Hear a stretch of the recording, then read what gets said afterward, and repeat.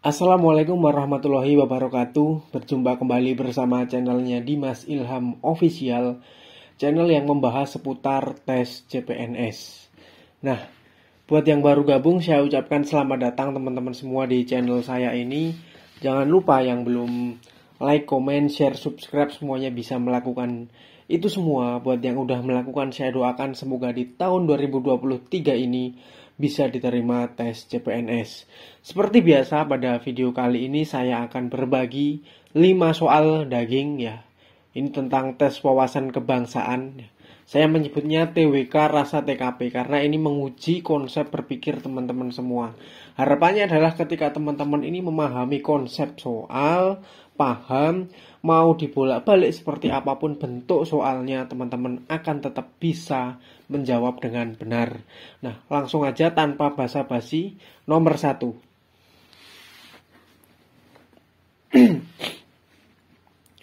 Badan Pembinaan Ideologi Pancasila atau BPIP melakukan kajian terhadap peraturan daerah untuk menyelaraskan pasal-pasal yang bertentangan dengan Pancasila. Pasal-pasal yang bertentangan dengan Pancasila itu nantinya akan direvisi atau bahkan dicabut. Hal ini menunjukkan bahwa A. Pancasila adalah ideologi bangsa Indonesia. B. Proses penyusunan peraturan daerah kurang memperhatikan nilai Pancasila. C. Pancasila adalah dasar negara konstitusional Indonesia. D. Dalam sebuah peraturan daerah wajib memuat semua sila Pancasila. E. Pancasila adalah landasan yuridis bangsa Indonesia.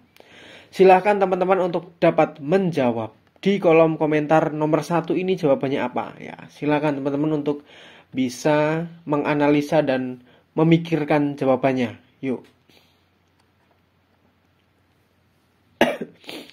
Langsung aja kita jawab ya teman-teman ya. Jawaban untuk soal nomor 1 ini adalah yang A. Pancasila adalah ideologi bangsa Indonesia. Mengapa demikian? Nah, di sini disebutkan dalam soal adalah bahwa BPIP ini akan menyelaraskan pasal-pasal yang bertentangan dengan Pancasila. Nah, ini kan menunjukkan bahwa ya kan pasal-pasal di dalam peraturan daerah ini tidak boleh bertentangan dengan nilai-nilai Pancasila. Di situ menunjukkan bahwa nilai Pancasila ini sebagai arah, sebagai pandangan, sebagai tujuan yang ingin dicita-citakan oleh bangsa Indonesia. Nah, arah, tujuan yang ingin dicita-citakan itu adalah menjadi sebuah ideologi. Jadi dalam peraturan daerah ini, ya, pasal-pasalnya itu tidak boleh bertentangan dengan nilai-nilai yang sudah terkandung di dalam Pancasila. Apakah ada? Ada. Karena pada praktiknya ada seperti itu. Makanya BPIP sering membuat ya agenda untuk menyelaraskan pasal-pasal di dalam peraturan daerah dengan nilai-nilai yang ada di Pancasila. Ini sangat jelas sekali ketika memang ada soal yang mana ya di situ harus sesuai dengan Pancasila, maka jelas Pancasila itu adalah ideologinya bangsa Indonesia. Artinya ya tidak boleh bertentangan dengan ideologi tersebut. Nah, untuk yang B ya, kurang memperhatikan nilai Pancasila.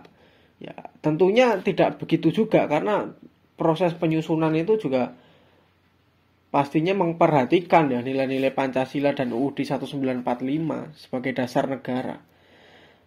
Yang C, Pancasila dasar negara konstitusional. Oh tidak, dan dasar negara konstitusionalnya adalah UUD 1945. Kalau Pancasila itu adalah dasar negara yang itu ideal ya, dasar negara sumber nilai. Nilai yang terkandung itu adalah Pancasila. Tapi kalau konstitusionalnya, yuridisnya itu UUD 1945. Dalam sebuah peraturan daerah ya wajib memuat semua sila. Ya, ini tidak ada ketentuan yang mengharuskan juga, tapi kalau bertentangan dengan Pancasila memang tidak boleh seperti itu. Yang E, landasan yuridis ya. Landasan yuridisnya adalah ya UUD 1945 itu tadi. Nah, jadi nomor 1 ini jelas.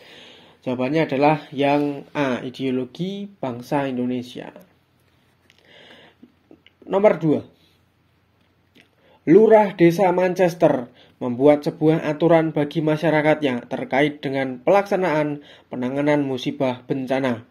Apabila ada yang terkena bencana seperti longsor, maka warga satu desa wajib bergotong royong memberikan sumbangsih sesuai dengan proporsinya untuk membantu meringankan beban korban.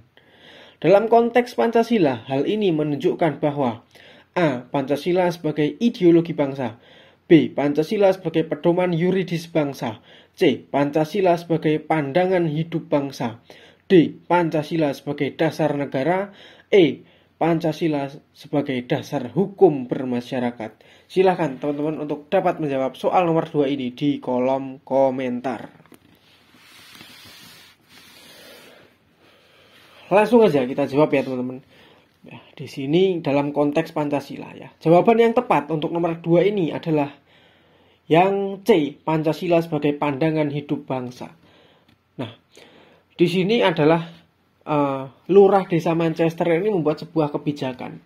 Kalau ada warganya yang terkena bencana, maka warga satu RT, satu desa itu wajib bergotong royong untuk membantu meringankan beban korban. Nilai apa yang terkandung di sini? Nilai ya gotong royong membantu, ya kan? Ada gotong royong membantu, itu sila keempat. Kemudian ada juga nilai kemanusiaan karena korban bencana kemudian dibantu ya, itu kemanusiaan yang adil dan beradab. Kalau pasal ya sila keempat tadi nilainya adalah gotong royong. Nah, hubungannya apa sih ini? Ini menunjukkan bahwa Pancasila itu sebagai pandangan hidup bangsa Indonesia. Artinya masyarakat dalam menjalani kehidupan sehari-hari, dalam membuat pedoman, yaitu sesuai dengan Pancasila. Itu sila kedua dan sila 4 tadi dalam konteks Desa Manchester ini. Makanya ya kita bisa melihat bahwa pandangan hidup bangsa ini adalah apa yang terjadi di masyarakat ini sesuai dengan nilai-nilai Pancasila. Dibuat aturan yang sesuai dengan Pancasila sehingga masyarakat bisa mengimplementasikannya. Itu adalah ya secara mudah kita memahami Pancasila sebagai pandangan hidup bangsa.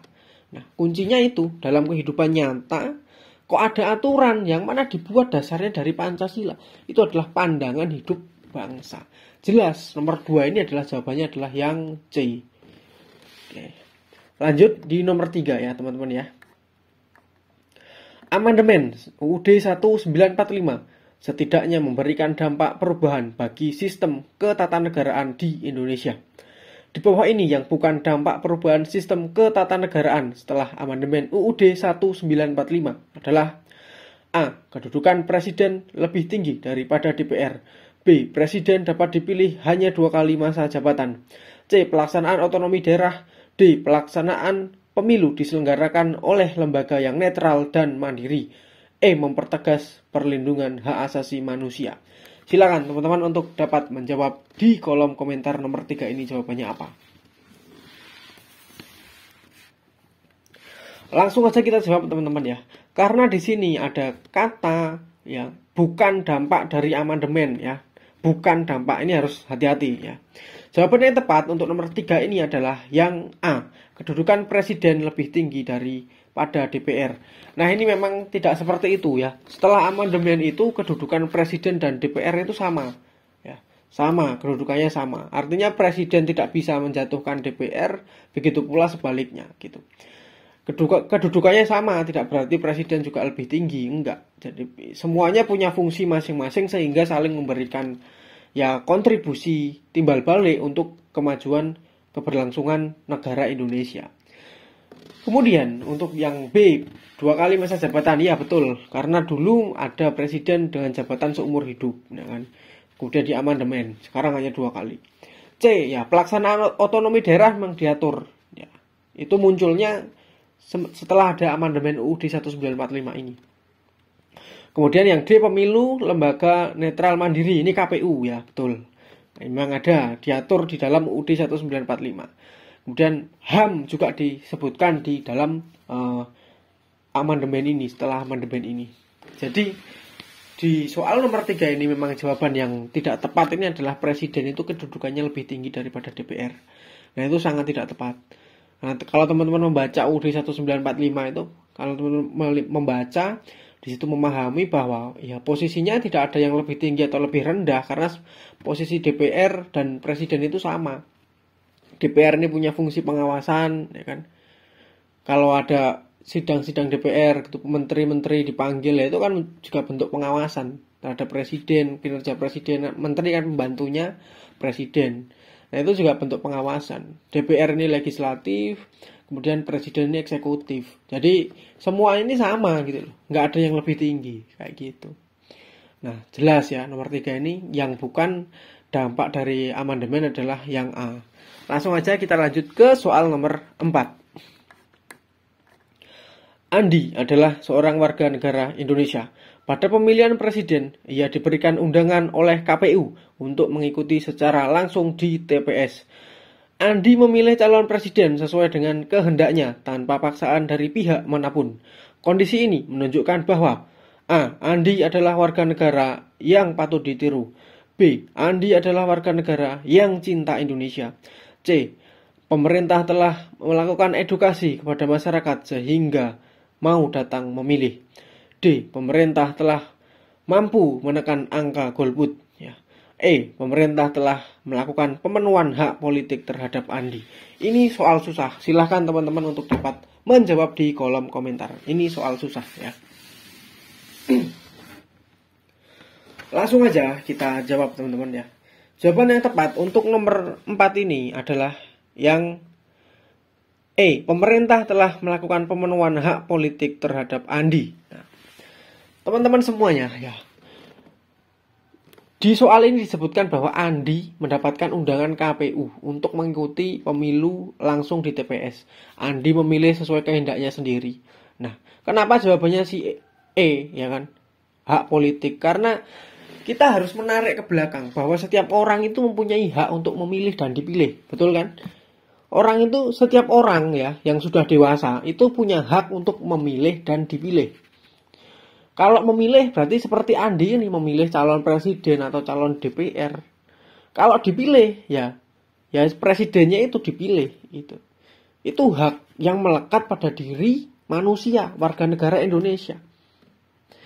Kalau pemerintah dalam hal ini melalui KPU sudah memberikan undangan untuk Andi ikut pemilu, kemudian dalam pemilu juga tidak ada intervensi, ya, tidak ada diskriminasi sesuai asas luber jurdil, maka jelas ya pemerintah di sini sudah melakukan pemenuhan hak politik Andi ini. Ya, haknya apa? Hak memilih dan dipilih. Dalam konteks ini Andi punya hak memilih. Setiap orang warga Indonesia itu punya hak untuk berpartisipasi dalam demokrasi, hak memilih atau dipilih itu. Nah, kita jawab kenapa jawaban yang lain tidak tepat ya. Andi warga negara yang patut ditiru. Nah, ini ditiru dalam konteks apa? Kan tidak jelas, ya kan? Kemudian, ya memang kalau bicara masalah dia tidak golput, ya memang pantas ditiru. Tapi ini tidak substansi jawabannya. Tidak substansi seperti yang dimau soal. Yang B, Andi warga negara yang cinta Indonesia. Cinta Indonesia. Apanya yang menunjukkan cinta Indonesia? Dia mengikuti pemilu begitu, ya. Ya, itu luas, cinta Indonesia itu luas gitu loh, tidak spesifik. Cinta Indonesia bisa juga dengan membeli barang-barang produk dalam negeri itu juga bisa dikatakan. Nah, artinya kurang tepat gitu. Yang C, edukasi kepada masyarakat ya. Mana yang menunjukkan edukasi dalam soal? Tidak ada kan. Berarti ya tidak bisa dijawab edukasi juga. Kita nggak tahu apa yang dilakukan pemerintah seperti itu. Kita mengacu pada narasi di soal kalau menjawab, tidak boleh kita punya angan-angan sendiri gitu. Pemerintah telah mampu menekan angka golput. Ya ini terlalu subjektif kalau kayak gitu. Nggak ada disebutkan golput di sini. Berapa angka golputnya? Jadi dalam kita menjawab soal supaya kita berpandangan, berpedoman itu hanya pada narasi yang ada di soal. Kalau itu soal cerita ya di situ kita tidak usah mengembangkan yang lain-lain. Oh, Andi memilih pasti pemerintah sudah edukasi. Yang mana yang menunjukkan edukasi gitu loh. Bisa jadi Andi memilih tanpa diedukasi karena dia sudah paham. Kan begitu. Jadi dalam menjawab soal ini penting ya. Ini penting harus berpedoman pada apa yang ada di soal cerita. Jangan dikembangkan pakai pemikiran kita sendiri, itu pasti akan nanti kita keliru begitu. Lanjut di soal nomor 5. Fikri adalah pemain sepak bola profesional di klub Dagelan FC. Usianya masih 18 tahun. Berkat performanya yang sangat baik, ia dipanggil tim nasional Indonesia untuk persiapan Piala Asia usia 20 tahun. Fikri memutuskan untuk bergabung dengan pelatihan timnas Indonesia meskipun pada saat yang sama klub Dagelan FC membutuhkan tenaganya. Dalam konteks Pancasila, kondisi ini menunjukkan pengamalan sila keberapa? Silahkan teman-teman untuk dapat menjawab di kolom komentar. Langsung aja kita jawab ya. Nah, jawaban yang tepat untuk nomor 5 ini adalah yang C, sila ketiga. Mengapa demikian? Mari kita bahas. Ya, kita dudukkan permasalahannya dulu. Fikri pemain sepak bola di klub Dagelan FC ya, di klub Dagelan FC. Karena dia ini pemain bagus, maka dia dipanggil tim nasional Indonesia ya. Di saat waktu yang sama dalam pemanggilan itu, tim Dagelan FC juga akan bermain di Liga Indonesia. Nah, Fikri kan bingung, dilematis, mau memperkuat timnya berlaga di Liga atau memenuhi panggilan tim nasional Indonesia atas nama negara. Akhirnya Fikri memutuskan untuk memenuhi panggilan tim nasional Indonesia. Nah, ini jawabannya sila ketiga. Karena apa? Karena Fikri rela berkorban untuk kepentingan bangsa. Begitu.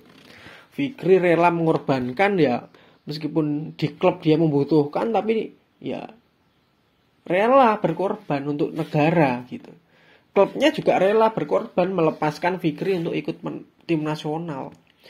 Rela berkorban ini adalah salah satu poin implementasi sila ketiga di dalam Pancasila. Seperti itu. Jadi jelas nomor 5 ini jawabannya adalah sila ketiga. Oke, terima kasih teman-teman semua. Cukup sekian video pada kesempatan kali ini. Jangan lupa like, comment, share, subscribe ya. Wassalamualaikum warahmatullahi wabarakatuh.